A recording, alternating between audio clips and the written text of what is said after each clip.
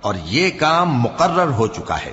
چنانچہ وہ اس بچے کے ساتھ حاملہ ہو گئیں اور اسے لے کر ایک دور جگہ چلی گئیں۔ پھر درد ذہ ان کو کھجور کے تنے کی طرف لے آیا، کہنے لگیں کہ کاش میں اس سے پہلے مر چکتی اور بھولی بسری ہو گئی ہوتی۔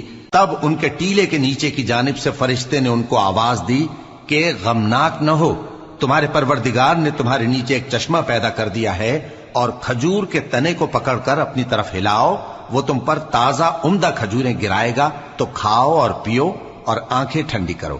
اگر تم کسی آدمی کو دیکھو تو کہنا کہ میں نے اللہ کے لیے روزے کی منت مانی، تو آج میں کسی آدمی سے ہرگز کلام نہیں کروں گی۔ پھر وہ اس بچے کو اٹھا کر اپنی برادری والوں کے پاس لے آئیں۔ وہ کہنے لگے کہ مریم، یہ تو نے برا کام کیا۔